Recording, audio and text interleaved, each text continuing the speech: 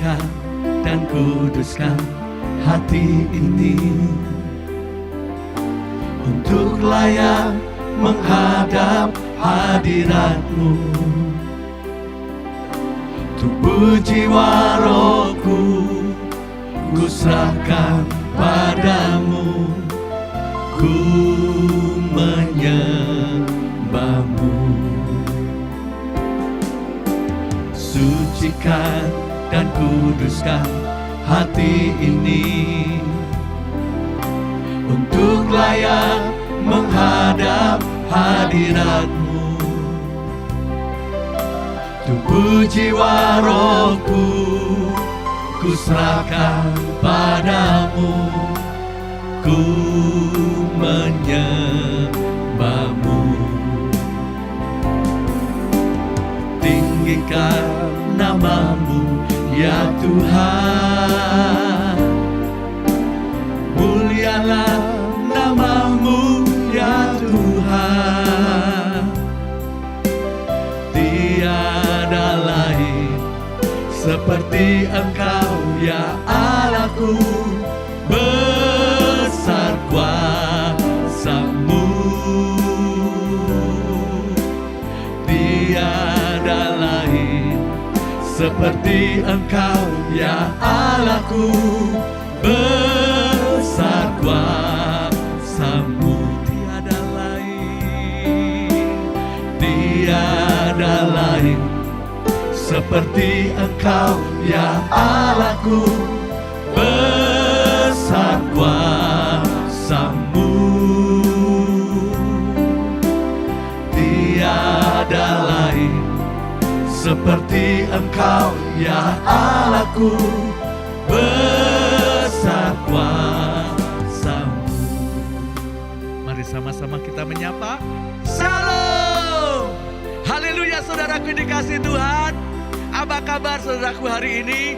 Karena kita percaya bahwa orang yang menanti-nantikan Tuhan seperti burung Raja Wali yang berjalan tiada letih, berlari tiada lesu. Dan saudara, kita terus mendapat kekuatan yang baru. Saya percaya dimanapun saudara berada hari ini, tetap setia kepada Tuhan, tetap semangat, dan selalu berharap hanya kepada Tuhan. Biar setiap kita tetap menjaga kekudusan, hidup takut akan Tuhan, sehingga anugerahnya, berkatnya, janjinya terjadi dan digenapi di dalam hidup kita. Haleluya. Saudaraku dikasih Tuhan, saya akan menyapa bagi saudara-saudara semuanya yang ada di Australia, yaitu keluarga dari gereja PLC yang ada di kota Melbourne. Demikian juga jemaat Tuhan yang ada di kota Sydney. Demikian juga kelompok pemahaman Alkitab, anak-anak Tuhan yang ada di kota Melbourne dan juga yang ada di kota Brisbane. Saya percaya Australia diberkati Tuhan, penuh kemuliaan Tuhan.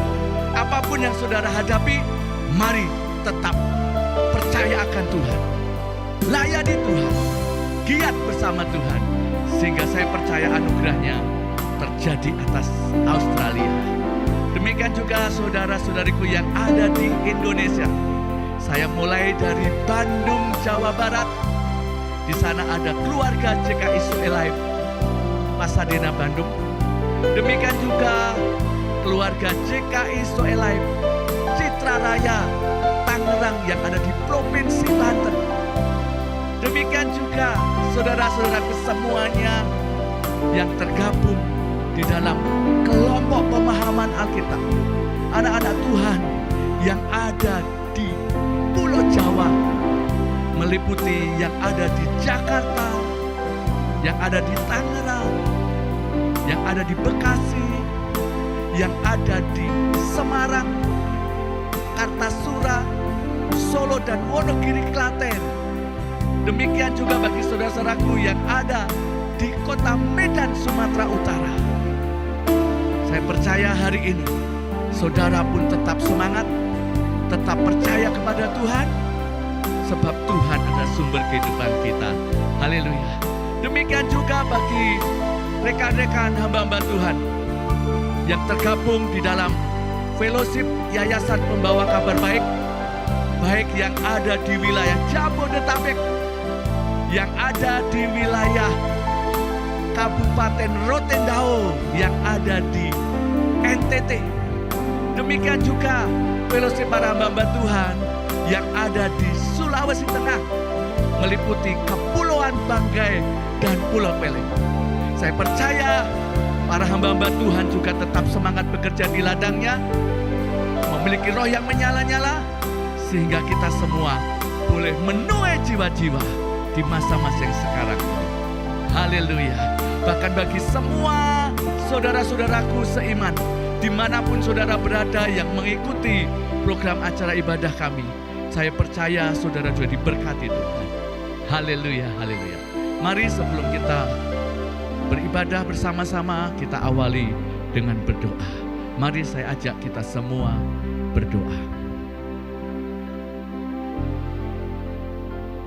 Bapakku yang baik, Bapa yang kami sembah di dalam nama Tuhan Yesus Kristus, kami mengucap syukur Tuhan, betapa baiknya Engkau. Terima kasih untuk pemeliharaanmu, terima kasih untuk rencanamu yang begitu indah dan sangat baik bagi kami. Bahkan hari ini Tuhan masih memberikan kami untuk nafas kehidupan, masih mempercayakan kami untuk menikmati dan mengalami yang ajaib di muka bumi ini. Tuhan, kami percaya semua karena kemurahan-Mu, semua karena perkenanan-Mu. Maka kami naikkan syukur kepadamu. Terima kasih Tuhan, terima kasih Tuhan. Maka hari ini biar darah-Mu, darah Yesus Kristus yang menebus dosa kami, menyucikan hidup kami, yang memperdamaikan kami dengan Bapa di surga, dan lebih-lebih darah-Mu yang telah membenarkan kami sehingga tidak ada murka Tuhan. Kami diselamatkan dari murka-Mu dan hidup kami di dalam kasih karunia-Mu.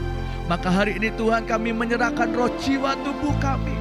Mari Roh Kudus, Engkau menjamah kami, bahkan memenuhi hidup kami. Sebab Engkau kekuatan kami, Engkau sandaran hidup kami. Dan hanya kepadamu kami percaya, kami berharap. Tuhan, inilah setiap kami. Dengan iman kami, Engkau melihat kami. Kami rindu Engkau. Mari Kau hadir, Kau lawat kami, Kau jamah kami. Hari ini sesuatu yang dari Engkau terjadi bagi masing-masing kami pribadi. Tuhan, kami percaya ibadah kami hari ini di dalam rencana-Mu. Kerajaan-Mu ditegakkan atas kehidupan kami. Bahkan di tempat dimanapun kami berada hari ini, darah-Mu juga tercurah. Engkau yang menguduskan setiap kami. Berkat-Mu tercurah atas kami.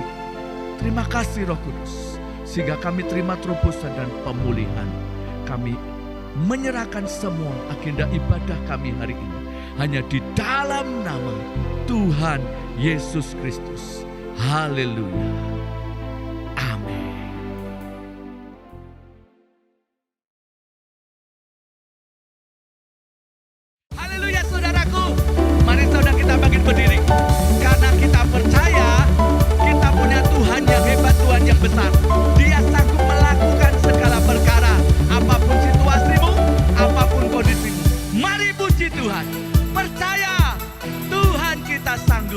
Haleluya.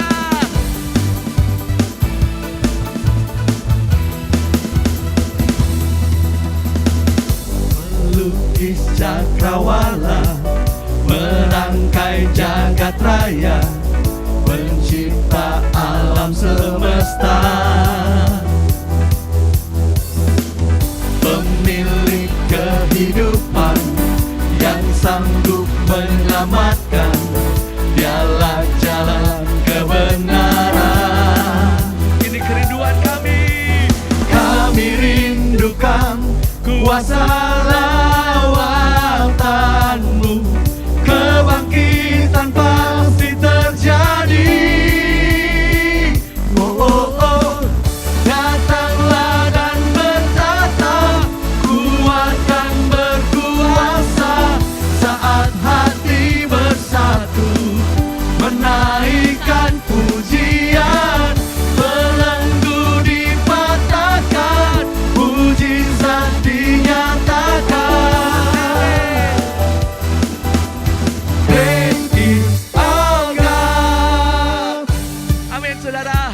Haleluya. Kita nyatakan iman kita melalui pujian ini. Tuhan sanggup untuk menolong kita. Mari satukan hati, percaya. Pemilik kehidupan yang sanggup menyelamatkan, dialah jalan kebenaran. Kami rindukan kuasa lawatan-Mu, kebangkitan pasti terjadi. Oh, oh, oh. Datanglah dan berkata, Mari Tuhan, Engkau menolong gereja-Mu saat hati bersatu, bangsa-bangsa. menaikkan pujian, belenggu dipatahkan, mujizat dinyatakan. Great is our God. Haleluya. Kita percaya sesuatu yang ajaib terjadi. Tuhan turut bekerja dalam segala hal.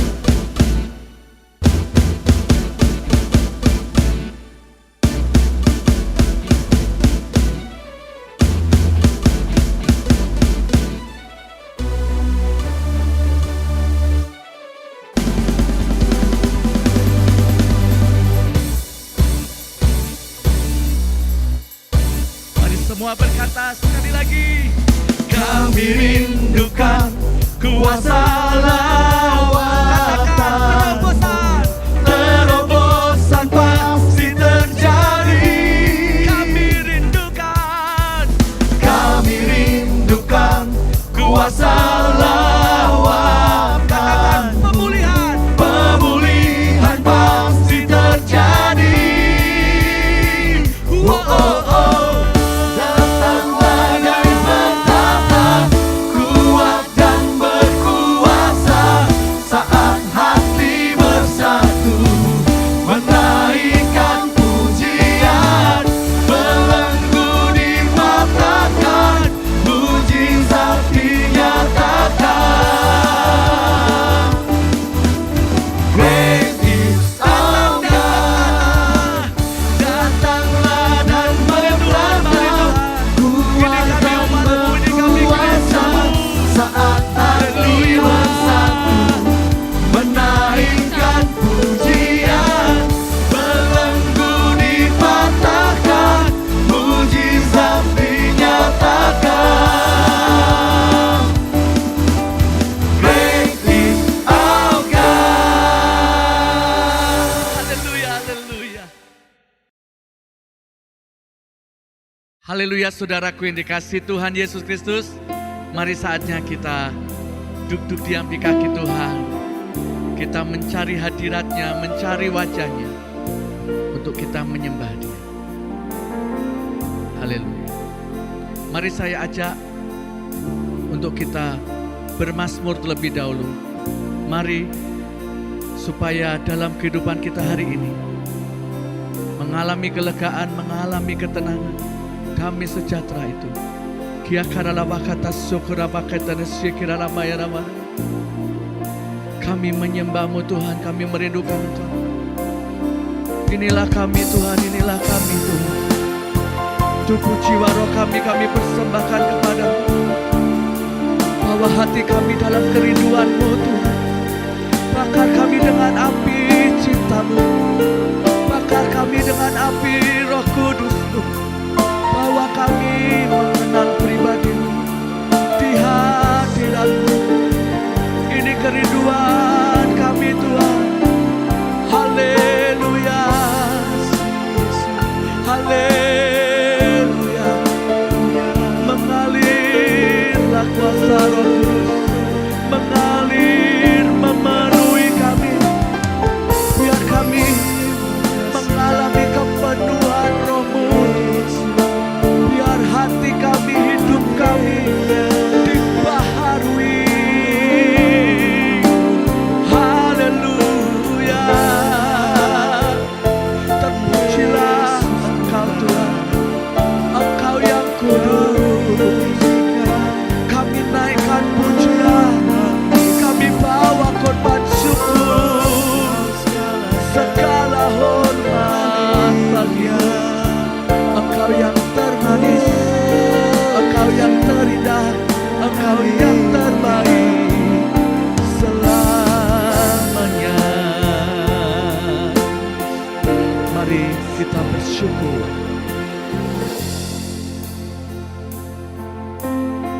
Tuhan, ini syukur. Ku bersyukur sebab Kau setia. Ku memuji-Mu karena Kau sangat baik. Mulialah nama-Mu,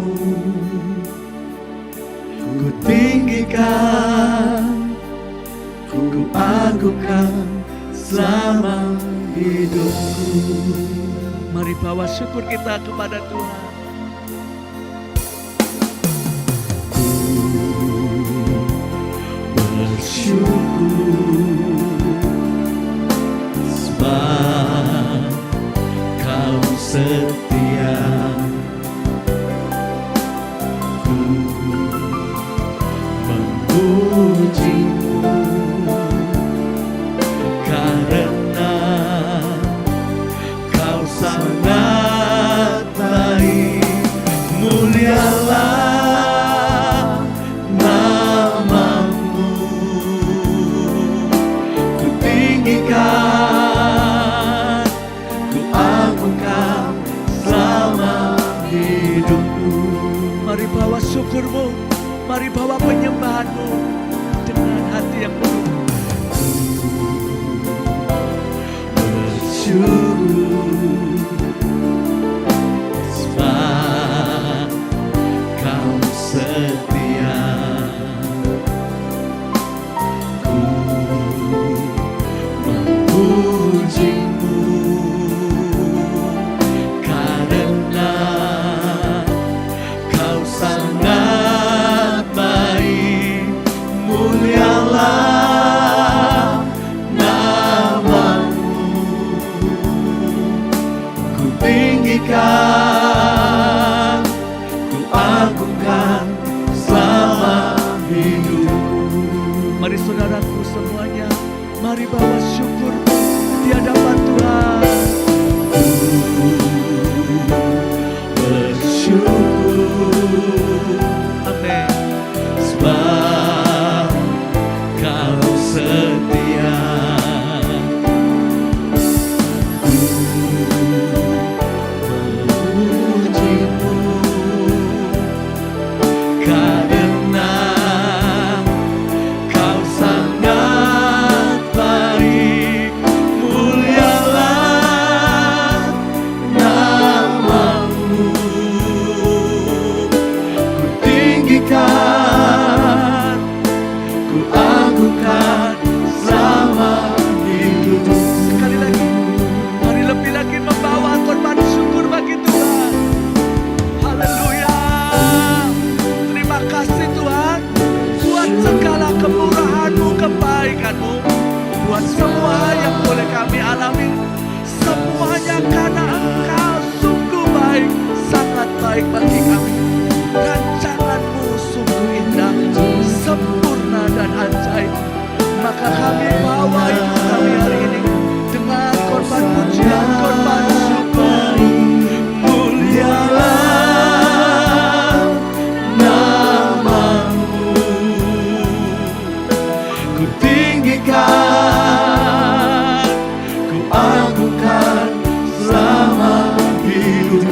Sekali lagi, Tuhan kami bersyukur, kami bersyukur. Bersyukur sebab Kau setia. Terima kasih Tuhan.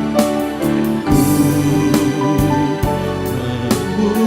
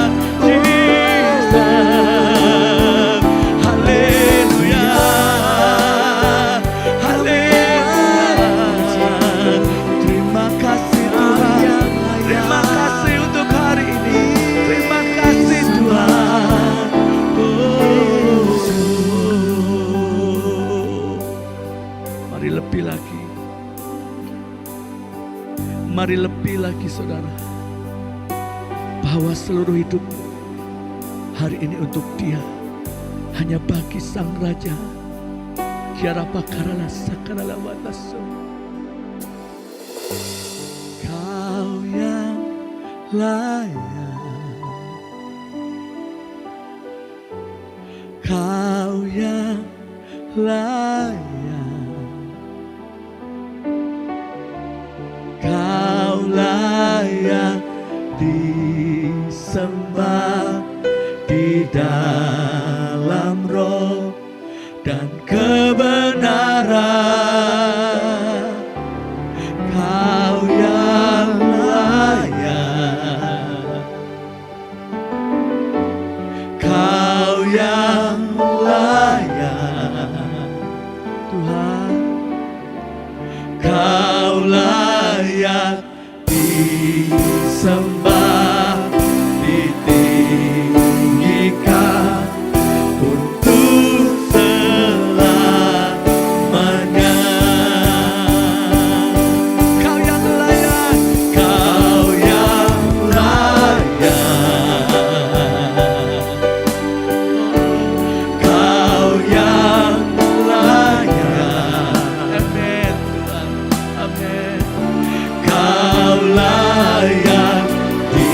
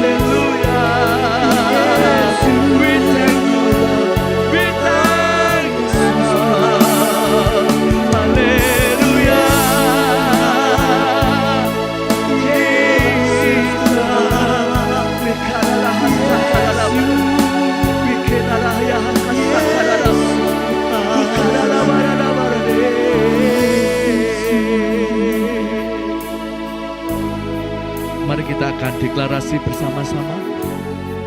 Kita menyatakan iman kita di hadapan Tuhan. Sepakat sehati, iman kita menyatu dengan Roh Kudus. 2, 3. Dalam nama Tuhan Yesus, aku berdiri atas firman Tuhan dalam 1 Petrus 4 ayat 1. Firman Tuhan berkata, karena Kristus telah menderita penderitaan badani pada waktu Kristus disalibkan, maka kita pun sebagai umat yang sudah ditebusnya harus juga mempersenjatai diri sendiri dengan pikiran-pikiran demikian. Kita selalu mengingat bahwa kita semua yang telah dibaptis dalam Kristus telah dibaptis dalam kematiannya. Kita juga telah dikuburkan bersama-sama dengan Kristus oleh baptisan dalam kematian tersebut. Kita sama seperti Kristus, yaitu telah dibangkitkan dari antara orang mati oleh kemuliaan Bapa. Maka kita juga ikut dibangkitkan dan beroleh hidup yang baru. Hidup kita yang baru ini bukan kelanjutan dari hidup kita yang lama. Kehidupan kita yang lama itu adalah manusia lama kita yang telah turut disalibkan supaya tubuh dosa kita hilang kuasanya dan tidak menghambakan diri lagi kepada dosa. Sebab siapa yang telah mati, yaitu manusia lama kita, bebas dari dosa. Kita yang telah mati dengan Kristus, kita percaya bahwa kita akan hidup juga dengan Kristus. Kita sama seperti Kristus sesudah bangkit dari orang mati. Tidak mati lagi. Maut, kecelakaan, kemusnahan, kebinasaan, kegagalan, kebangkrutan, ketidakberdayaan tidak berkuasa lagi atas Kristus dan atas kita. Selanjutnya, firman Tuhan berjanji, barang siapa termasuk kita yang telah menderita penderitaan badani, telah berhenti berbuat dosa, maka semua kutuk-kutuk, kegagalan-kegagalan, jalan buntu, nasib buruk tidak menguasai kita lagi. Kami percaya dan setuju dalam nama Tuhan Yesus Kristus. Amin, amin, amin.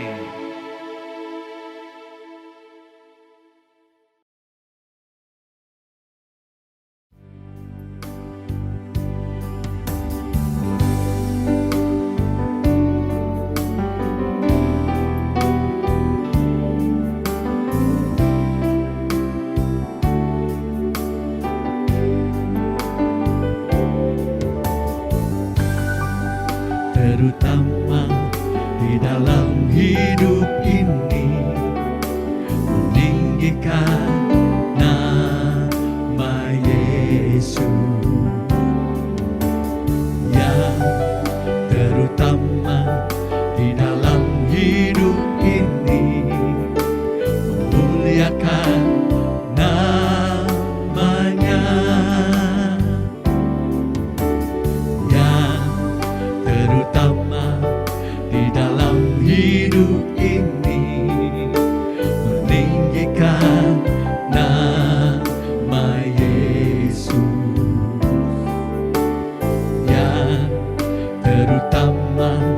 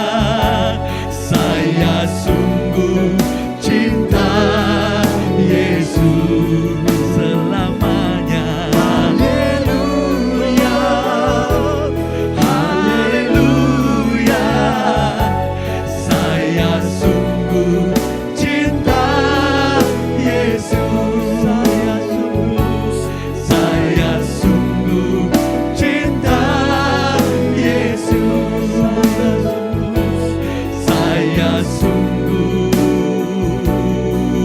cinta Yesus.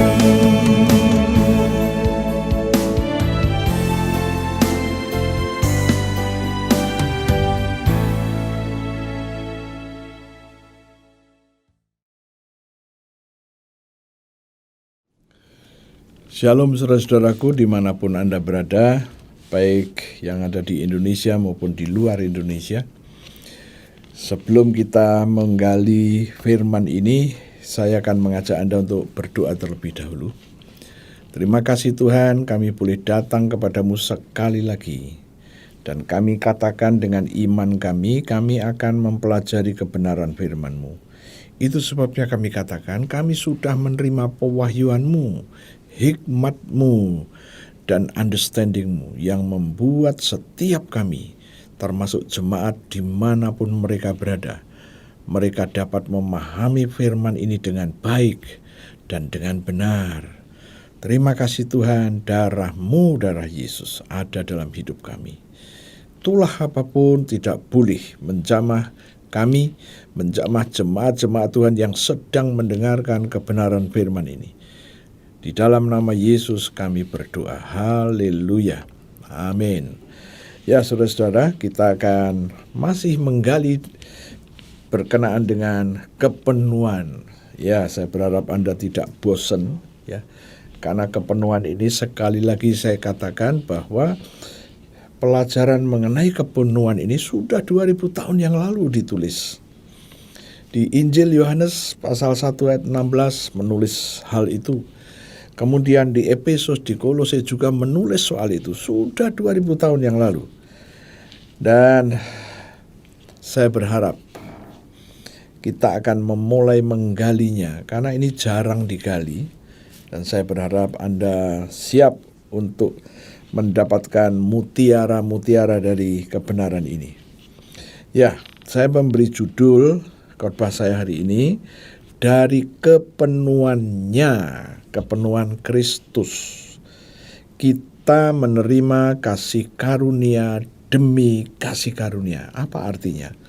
Artinya kepenuhan kealahan yang ada pada Kristus itu yang sudah mengalir di dalam hidup kita, membuat kita dalam posisi kasih karunia demi kasih karunia. Saya akan mengutip ayat yang mendukungnya. Tadi ayat di Yohanes pasal 1 ayat 16. Karena dari kepenuhannya, kepenuhan Kristus, kita semua telah menerima kasih karunia demi kasih karunia. Jadi kasih karunia yang tidak berkesudahan. Karena apa? Karena kepenuhan kealahan yang ada pada Kristus ada pada kita. Ya. Nah sekarang kita ingin tahu kepenuhan yang ada di dalam Kristus ini bagaimana. Kolose pasal yang kedua ayat yang ke-9. Ini sudah kita gali, tapi ada baiknya kita baca sekali lagi. Kolose 2 ayat 9. Sebab dalam Dialah, dalam Kristuslah berdiam secara jasmaniah seluruh kepenuhan kealahan. Di dalam Kristuslah secara jasmani tinggal kepenuhan kealahan itu. Apa artinya? Artinya kepenuhan kealahan itu sifatnya rohani, tetapi sekarang tatkala ada di dalam Kristus, kepenuhan yang ada di dalam Kristus itu yang awalnya sifatnya rohani, sekarang menjadi jasmani. Terlihat, tinggal secara jasmania. Wow. Nah sekarang Kolose 2 ayat yang ke-10. Dan kamu, kita semua, Anda dan saya, dimanapun Anda berada, telah dipenuhi. Telah dipenuhi dengan apa? Telah dipenuhi dengan kepenuhan kealahan yang ada di dalam Kristus. Anda dan saya sudah dipenuhi dengan kepenuhan kealahan yang ada di dalam Kristus itu. Kemudian dikatakan, di dalam Dia, kamu telah dipenuhi di dalam Dia. Jadi kita ini dipenuhi dengan kepenuhan kealahan tadi yang ada pada Kristus, dan kita menerima itu di dalam Kristus. Oh, haleluya.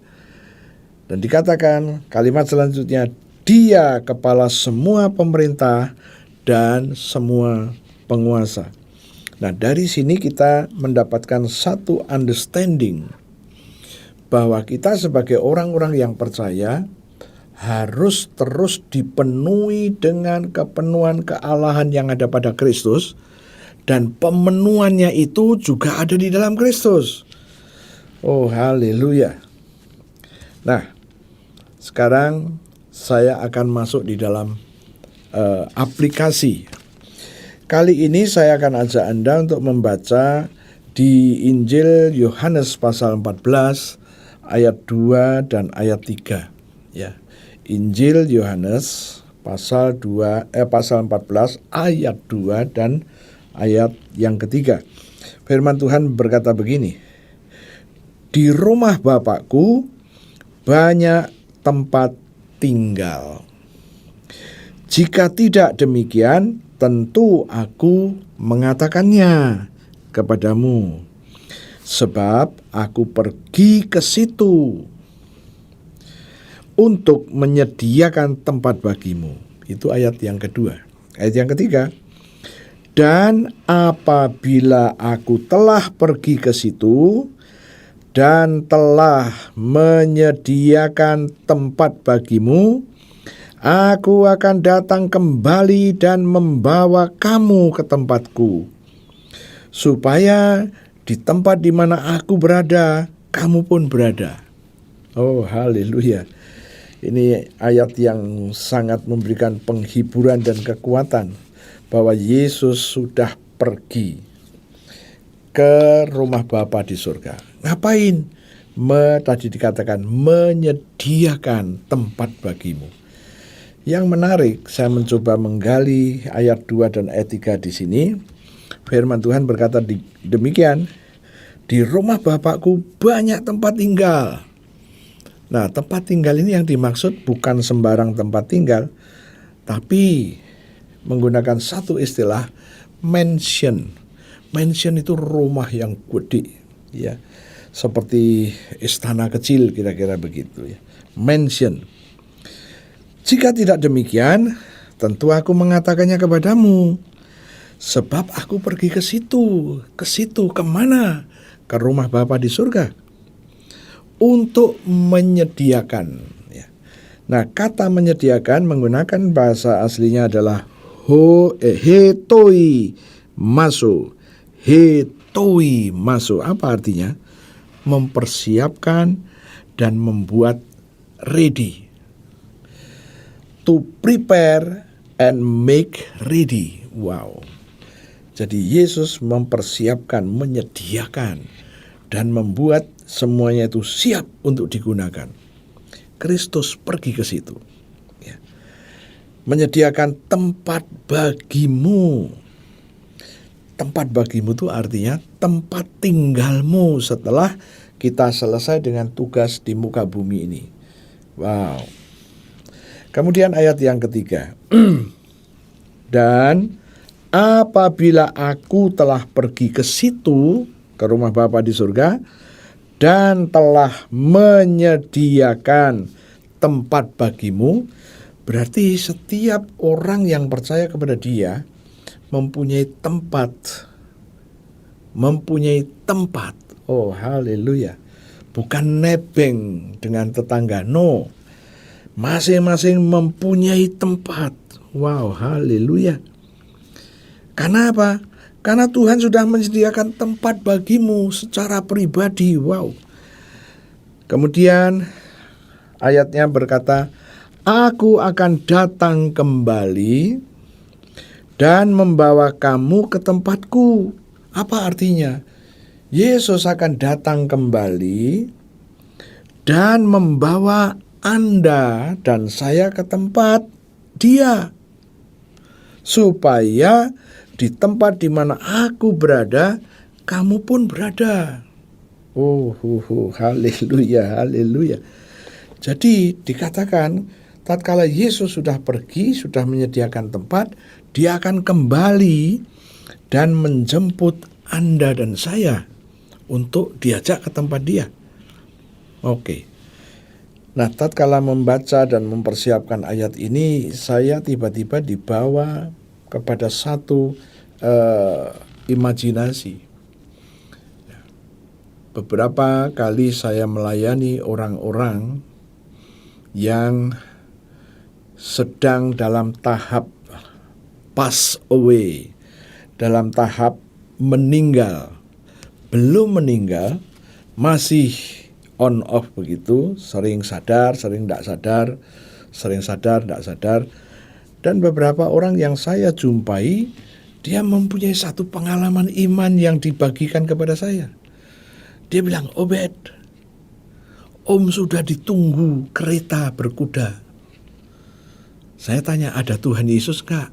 Malaikat-malaikatnya ada. Om tanya, Tuhan, engkau enggak muncul. Engkau bilang bahwa engkau akan membawa aku ke tempatmu. Saya ajarin berdoa seperti itu. Dan akhirnya dia bilang, oh sudah, saya sudah lihat. Saya sudah lihat Tuhan Yesus. Nah, jadi kalimat ini membawa saya kepada satu peristiwa yang sudah pernah saya saya hadapi. Ya. Ayat yang ketiga berkata, dan apabila aku telah pergi ke situ dan telah menyediakan tempat bagimu, masing-masing mendapatkan tempat, aku akan datang kembali dan membawa kamu ke tempatku. Wow, membawa kamu ke tempatku, supaya di tempat di mana aku berada, kamu pun berada. Oh, haleluya. Membawa kamu ke tempatku. Kristus menjemput Anda dan menjemput saya. Oh, haleluya. Nah, itulah yang akan kita gali dan akan kita pelajari. Ini adalah janjinya Tuhan.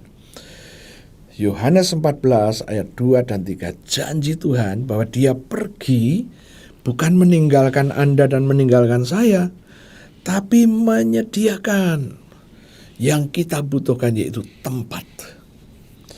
Dan Yesus sudah pergi, Yesus sudah menyediakan tempat itu, dan firman Tuhan berkata, kalau sudah siap, maka dia akan kembali dan membawa kamu ke tempatku. Haleluya. Ya, sekarang saya akan ajak Anda untuk melihat, ini tadi janji Tuhan, bahwa Tuhan pergi ke rumah Bapa di surga, menyediakan, membuat rumah-rumah itu ready untuk ditinggali. Kemudian dia akan kembali untuk menjemput. Oke, sekarang pertanyaannya adalah, apa yang harus kita lakukan? Kita percaya, oke, Tuhan telah pergi menyediakan tempat. Oke, itu kami tahu. Kita semuanya tahu. Tapi bagaimana supaya kita bisa ada di situ? Apakah semua orang yang percaya akan mendapatkan tempat itu? Kita akan mempelajari Efesus pasal 2 ayat 4, 5, dan 6. Jadi dari sini kita nanti ngerti, ya, apakah semua orang percaya? Apakah semua orang yang sudah menjadi anggota sebuah gereja, apakah mereka semuanya mendapatkannya? Kita sebaiknya kita melihat Alkitab, apa yang Alkitab katakan. Efesus pasalnya yang kedua. Oh, haleluya. Efesus pasal 2 mulai ayat yang keempat. Ayat 4 berkata begini. Tetapi Allah yang kaya dengan rahmat. Rahmat itu belas kasihan. Oleh kasih-Nya yang besar, oleh agape-Nya. Agape itu kasih yang tidak pakai syarat, ya, unconditional love, tidak pakai persyaratan. Aku mengasihi kamu tapi kamu harus begini dan begitu. Tidak pakai syarat-syarat itu. Itulah agape yang dilimpahkannya kepada kita. Wow, rahmat. Tuhan itu penuh dengan rahmat. Tuhan itu penuh dengan agape. Sekarang dilimpahkannya kepada Anda dan saya. Anda dan saya dilimpahi dengan belas kasihannya. Anda dan saya dilimpahi dengan agape-nya. Wow. Seringkali Anda tidak ngerti agape untuk apa. Agape itu kasihnya Tuhan yang tidak terbatas. Untuk apa saya menerima agape? Begini, seringkali kita berhadapan dengan orang-orang yang membuat kita tidak nyaman. Karena orang ini selalu melakukan hal-hal yang tidak membuat kita nyaman. Menjelekkan kita, bahkan ngomongi buruk di belakang kita. Pertanyaan saya, cepat atau lambat, ngomongan itu akan kembali kepada Anda. Atau datang kepada Anda. Kemudian bagaimana dengan Anda? Anda pasti tidak nyaman. Awalnya nggak nyaman. Lama-lama nggak suka. Lama-lama marah. Oh, haleluya. Pertanyaannya, sementara Tuhan bilang kita harus mengasihi orang yang memusuhi kita pun kita harus mengasihi. Saya pernah sempat sampai pada satu level tertentu. Saya berkata, ini orang ini tidak bisa diajak berteman. Orang ini selalu merugikan. Orang ini harus selalu mencari keuntungan. Tatkala berteman selalu mencari keuntungan. Bahkan keuntungan bisnis sekalipun, ya. Nah, pertanyaannya adalah, ini orang yang sangat-sangat merugikan. Apakah orang ini juga harus dikasihi? Firman Tuhan berkata, kasihilah musuhmu. Sekarang pertanyaannya, mana bisa? Ini realistis, mana bisa? Ya, oke. Memang semua orang berkata, mana bisa begitu. Tetapi agape ini adalah kasihnya Tuhan. Agape ini menyatu dengan Dia. Begitu juga dengan belas kasihan itu menyatu dengan Dia. Tanpa agape, Anda nggak bisa mengasihi orang yang merugikan Anda. Tanpa agape. Tanpa belas kasihan Tuhan, Anda nggak bisa berbelas kasihan sama orang lain. Oke?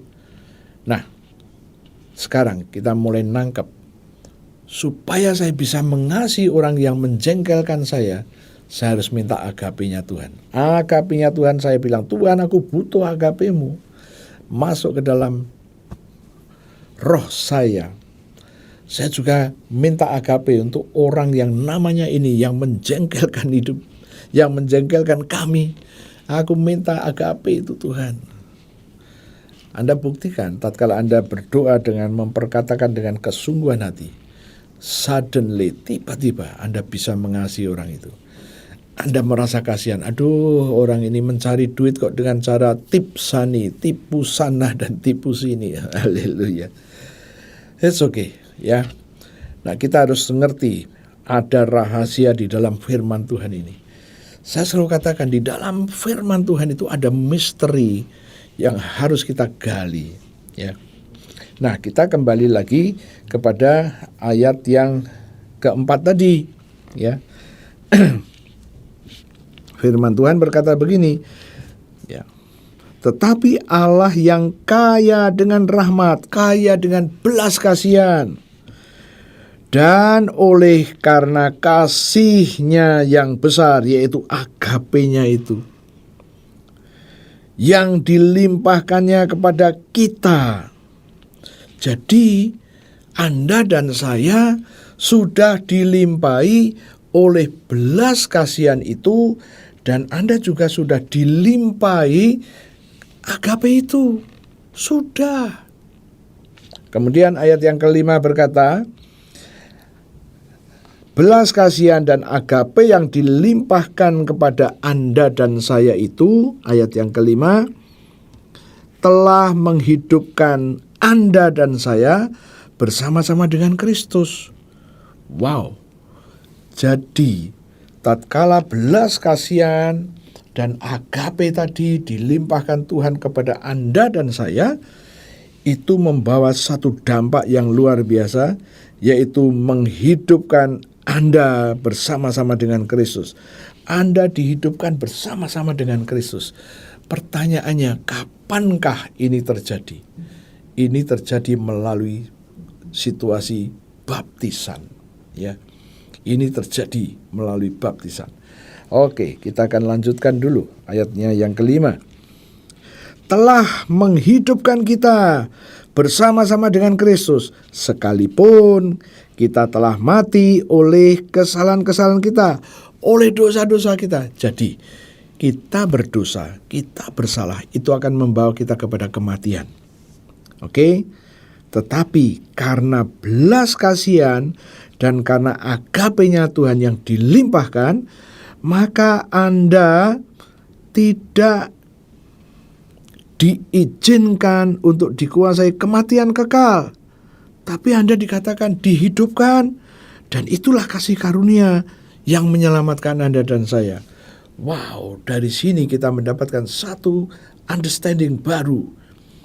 Jadi tatkala yang namanya belas kasihan itu, yang namanya agape itu dialirkan oleh Yesus kepada Anda dan saya, Anda dihidupkan. Kenapa?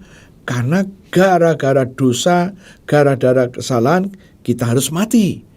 Tapi sekarang kita dihidupkan. Wow, kita dihidupkan. Dan dikatakan bahwa sekarang kita memperoleh kasih karunia sehingga kita diselamatkan. Nah, tadi di awal saya sudah menyinggung soal itu, bahwa dikatakan di dalam Injil Yohanes pasal 1 ayat 16, karena dari kepenuhan kealahan yang ada pada Kristus, di mana kita sudah dipenuhinya, maka kita sekarang mempunyai posisi kita sekarang dari kasih karunia kepada kasih karunia. Kita sekarang tatkala kepenuhan kealahan yang ada pada Kristus itu ada di dalam hidup kita, kita tinggal di dalam Kristus, kita menerima kepenuhan itu. Nah, dari situlah sekarang kita ada di jalur kasih karunia, demi kasih karunia, demi kasih karunia, demi kasih karunia, terus demi terus. Apa artinya? Artinya dari kasih karunia yang satu kepada kasih karunia yang berikutnya.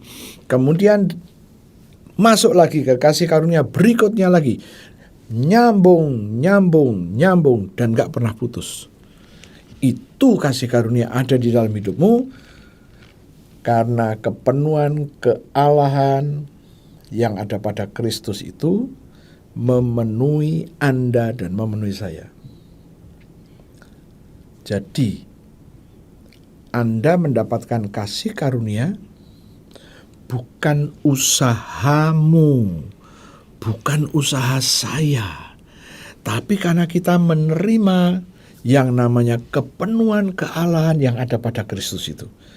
Kita terima yang membuat situasi hidup kita masuk dalam kasih karunia kepada kasih karunia. Wow. Saya pernah dapat satu postingan, ya, dari seorang, bisa perempuan bisa laki-laki, tapi biasanya yang diposting ini wajah wanita. Nah, dari dia berumur 80 sekian, sudah keriput semua, kemudian mundur, lebih muda lagi, ya, kemudian mundur lagi, lebih muda lagi, terus mundur, dan sampai akhirnya bayi. Apa yang saya mau ceritakan? Begini, kita sekarang balik, dari bayi mulai berubah, wajahnya Oke, sekarang dari bayi, sekarang anak ini sudah mulai bisa jalan, berarti umur 3 tahunan. Wajahnya lebih cantik, kemudian berubah lagi setelah umur 5 tahun, berubah lagi, lebih cantik lagi, sampai remaja lebih cantik. Tapi begitu masuk ke usia pemudi, mulai berubah. Saya melihat beberapa postingan saya dapatkan, ada 2 atau 3 postingan, saya perhatikan. Waktu dia masih umur 3 tahun, kemudian didandani oleh orang tuanya menjadi cantik luar biasa. Tetapi setelah dia dewasa, kok berubah? Bukan berubah menjadi lebih bagus.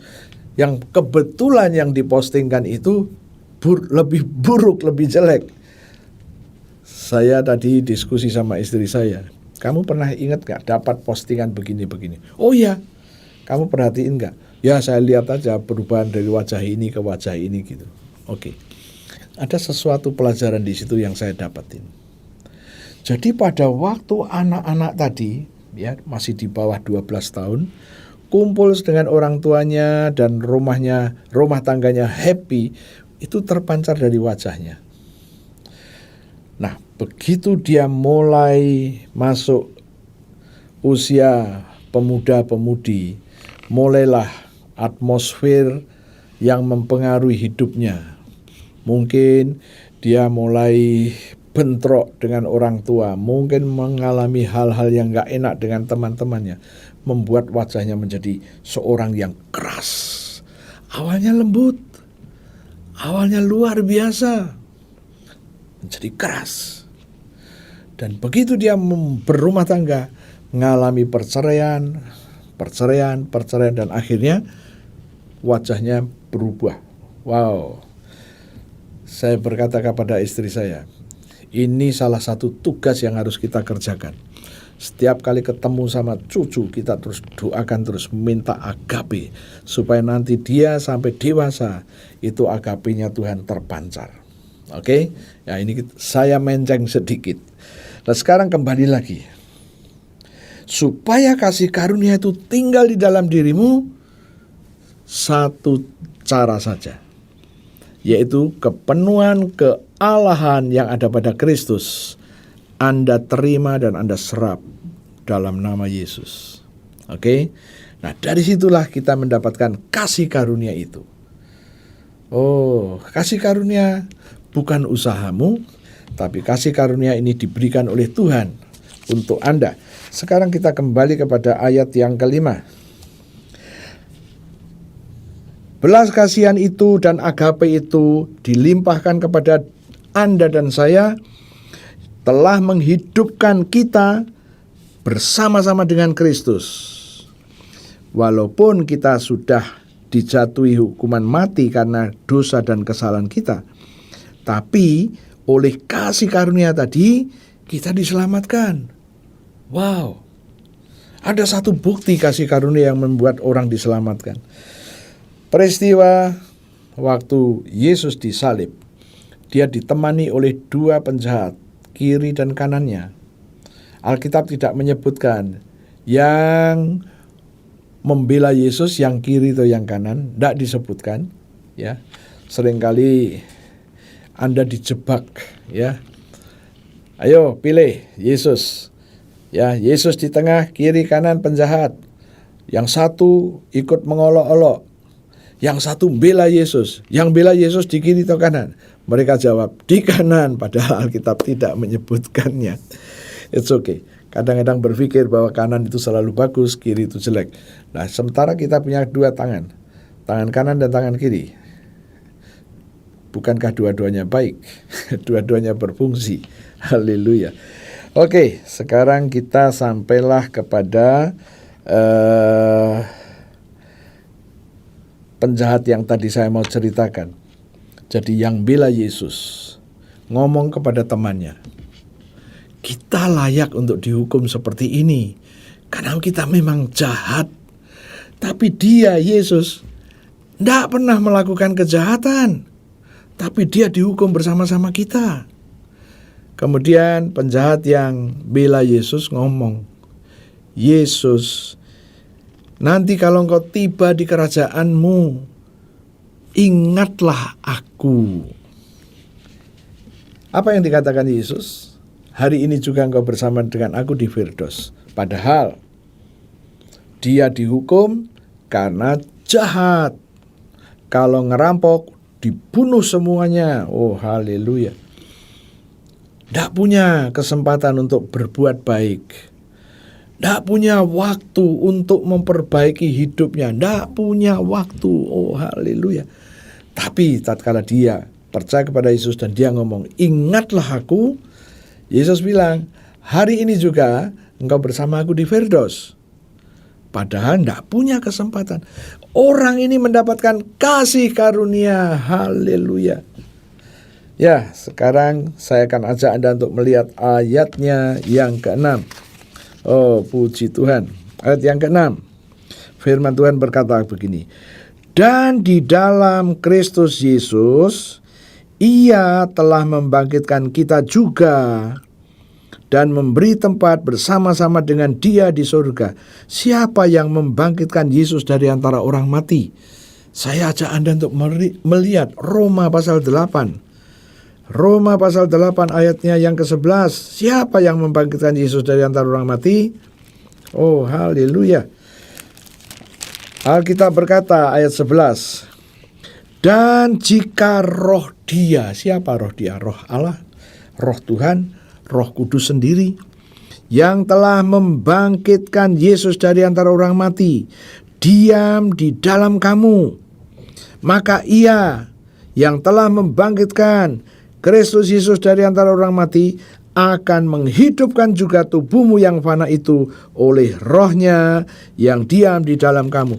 Jadi yang membangkitkan Yesus dari antara orang mati siapa? Roh Tuhan, Roh Allah, Roh Kudus sendiri. Nah, kita kembali ke ayat 6. Dan di dalam Kristus Yesus, Ia telah membangkitkan kita. Ia telah membangkitkan Yesus dan telah membangkitkan kita. Siapa? Roh Tuhan, Roh Kudus sendiri telah membangkitkan kita juga dan memberikan tempat bersama-sama dengan Kristus di surga. Haleluya. Anda tahu ayat 6 ini. Oh, Yesus dibangkitkan oleh Roh Tuhan. Anda dan saya juga dibangkitkan oleh Roh Tuhan. Kapan? Melalui baptisan. Melalui baptisan kita dibangkitkan. Waktu Yesus bangkit, kita ikut bangkit. Oh, haleluya. Nah, kemudian roh yang membangkitkan Yesus dari antara orang mati sekarang ada di dalam Anda. Anda juga dibangkitkan. Dan satu lagi bonusnya di sini dikatakan, oh haleluya. Ayat yang ke-6. Dan memberikan tempat bersama-sama dengan Dia, Kristus, di surga. Wow. Anda sudah mendapatkan kasih karunia, Anda diselamatkan, Anda sudah dapat kasih karunia karena kepenuhan kealahan yang ada pada Kristus ada di dalam Anda, sehingga Anda beroleh keselamatan. Dan sekarang ayat yang ke-6 menyingkapkan satu rahasia. Yesus yang sudah bangkit, sekarang roh yang membangkitkan Yesus juga membangkitkan Anda dan saya. Anda dibangkitkan hidup bersama-sama dengan Yesus. Oke, nangkep. Dan satu lagi ini dikatakan, bahwa Anda bersama-sama dengan Yesus. Ayatnya yang ke-6, kalimat terakhir. Dan memberikan tempat bersama-sama dengan Dia. Jadi roh yang membangkitkan Yesus itu sekarang memberikan tempat bersama-sama dengan Kristus di surga. Oh, haleluya. Kita simpulkan sekarang. Jadi kasih karunia yang kita terima karena kepenuhan kealahan yang ada pada Kristus mengalir dalam hidupmu. Oke? Dan sekarang melalui baptisan kita mati bersama Yesus, dikubur bersama Yesus, bangkit bersama Yesus. Yesus dibangkitkan oleh Roh Tuhan. Anda dan saya juga dibangkitkan oleh Roh Tuhan. Sekarang Dengan kebangkitan itu, kita hidup bersama-sama dengan Kristus. Dan firman Tuhan berkata di dalam Efesus pasal 2 ayat yang ke-6, kita diberi tempat bersama-sama dengan Dia di surga. Wow, haleluya. Nah, inilah salah satu yang harus kita terus pegang, ya. Tuhan tidak pernah mempersoalkan berapa besar dosamu dan berapa besar salahmu. Yang dipersoalkan Tuhan adalah kamu percaya, kamu mendapatkan kasih karunia, kamu mendapatkan kepenuhan kealahan yang ada pada Kristus, kamu mendapatkan kasih karunia, dan kamu boleh mendapatkan tempat. Tempat di sini adalah tempat tinggal, kepastian yang Yesus berikan. Saya berharap mulai sekarang Anda mulai nangkep. Anda diselamatkan bukan karena Anda baik. Anda diselamatkan bukan karena Anda donatur. Anda diselamatkan bukan karena apapun, bukan usahamu. Hanya kasih karunia. Kasih karunia ada di dalam dirimu tatkala kepenuhan kealahan yang ada pada Yesus mengalir dalam hidupmu di dalam Yesus. Anda ngerti sekarang step-stepnya. Wow. Anda mendapatkan tempat tinggal di surga bersama Kristus karena Anda diselamatkan. Anda diselamatkan karena kasih karunia. Kasih karunia ada di dalam hidupmu karena ada kepenuhan kealahan yang ada pada Yesus sekarang ada pada dirimu. Wow. Ini satu garis yang harus kita pegang. Sekarang Anda ada di posisi mana? Punya posisi di mana dikuasai kesalahan-kesalahan? Jangan pernah berhenti. Akui Tuhan Yesus, Engkau yang penuh dengan kepenuhan kealahan itu. Kepenuhan kealahan itu ada di dalam Engkau. Dan Kolose 2 ayat 10, aku telah dipenuhi dengan itu di dalam Engkau. Dipenuhi dengan kepenuhan kealahan yang ada padamu itu di dalam Engkau. Dan inilah yang membuat saya mengalami kasih karunia. Dan kasih karunia ini yang membuat saya diselamatkan.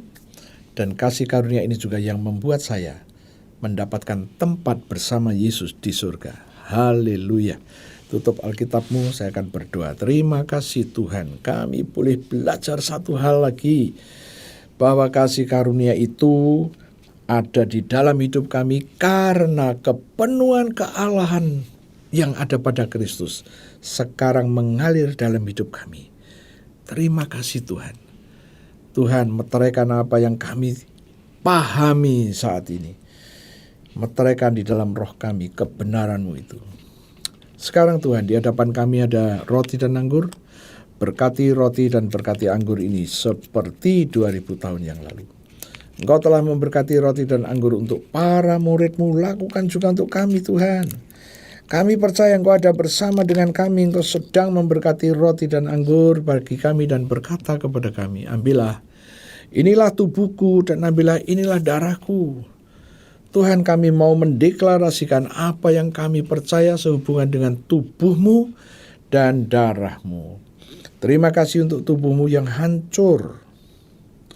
Terima kasih untuk tubuh-Mu yang penuh dengan bilur-bilur. Karena firman-Mu berkata, oleh bilur Yesus aku sudah sembuh.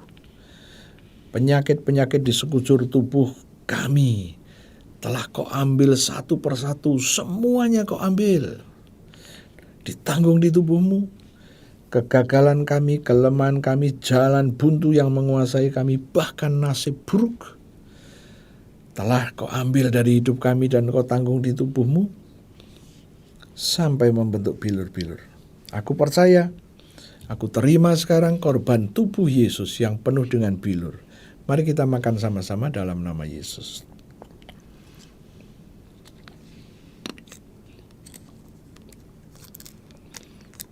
Angkat cawan, mari kita perkatakan perkataan iman sekali lagi. Terima kasih Tuhan, untuk darah-Mu, darah Yesus yang keluar dari sekujur tubuh Yesus.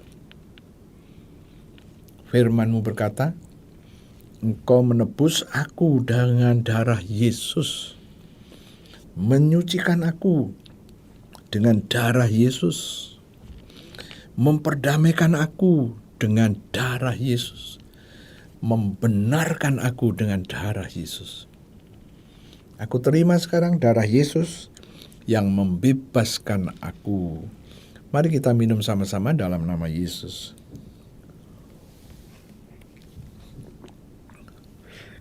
Terima kasih Tuhan, kami baru saja makan daging-Mu dan minum darah-Mu. Dan firman-Mu berjanji, Engkau memberikan kepada kami hidup kekal. Dalam nama Yesus kami terima hidup kekal-Mu.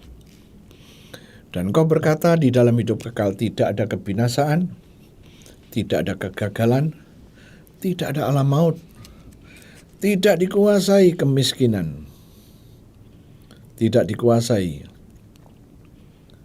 jalan buntu, tidak dikuasai nasib buruk. Tuhan, ini adalah iman kami. Kami percaya, kami setuju Engkau mewujudkan dalam hidup kami. Tuhan, kami juga berdiri atas janji-Mu di dalam Galatia 5 ayat 9. Engkau berkata, lebih-lebih kami sudah dibenarkan dengan darah Yesus. Kami pasti diselamatkan dari murka Tuhan. Tuhan, ada darah-Mu pada tubuh kami. Itu sebabnya kami mau melangkah dengan iman. Kami taruh darah-Mu pada bagian tubuh kami yang belum beres. Dan kami katakan, ada darah Yesus pada tubuh kami. Tubuh kami ini Tuhan, ada tanda-tanda milik-Mu. Darah yang menebus kami, darah yang menyucikan kami, darah yang memperdamaikan kami, dan darah yang membenarkan kami. Maka kami pasti diselamatkan dari murka Tuhan. Inilah iman kami Tuhan. Kami percaya. Wujudkan dalam hidup kami. Terima kasih Tuhanku. Dan kami juga berdoa pada kesempatan ini untuk setiap jemaat Tuhan dimanapun berada yang sedang mendengarkan kebenaran firman yang kami bagikan ini. Kami katakan, yang sakit apapun sakitmu, darah Yesus sanggup membenarkan tubuhmu, membenarkan organ-organmu. Dan mulai sekarang kami katakan, dengan kuasa nama Yesus, pembenaran sudah terjadi. Bangkitkan imanmu. Perkatakan apa yang Yesus sudah kerjakan. Dan firman Tuhan berjanji, murka Tuhan tidak ada pada Anda. Aku percaya. Sekarang Tuhan, kami mau berdoa untuk mendukung pemerintah kami. Pemerintahan yang dipimpin oleh Pak Jokowi sudah berjalan sampai sekarang ini. Dan sekarang pemimpin-pemimpin sedang menggodok siapa yang akan mencalonkan menjadi presiden di tahun 2024. Kami berdoa, Engkau yang sudah membela, Engkau yang sudah mengatur bangsa kami, lanjutkan Tuhanku. Biarlah bangsa kami pulih lepas dari kegagalan demi kegagalan. Tuhan, ada kasih karunia-Mu pada setiap bangsa kami. Dan kami percaya mulai saat ini Tuhan, kami katakan, tidak ada kegagalan lagi. Tidak ada kemiskinan lagi. Tidak ada perang. Tidak ada keributan. Dalam nama Tuhan Yesus Kristus. Dan kami juga terus mendukung supaya Pak Jokowi dapat menyelesaikan tugasnya sampai tahun 2024. Kami tidak tahu siapa yang Kau pilih Tuhan untuk memimpin bangsa kami. Kami hanya tetap pada doa kami bahwa biarlah pemimpin yang memimpin bangsa kami adalah pilihan Tuhan sendiri. Terima kasih Tuhan. Dan sekarang, saudara-saudaraku dimanapun Anda berada, kita sudah selesai, berdirilah, angkat kedua tanganmu, dan aku akan memintakan berkat untukmu. Tuhan, aku minta darah Yesus, aku percikan ke atas tangan-tangan yang terangkat. Darah-Mu ada pada kedua tangan mereka, tatkala mereka menggunakan tangan itu untuk berdoa, tatkala menggunakan tangan itu untuk pekerjaan-pekerjaan. Tidak ada kegagalan. Tidak ada kegagalan. Nasib buruk tidak boleh ada.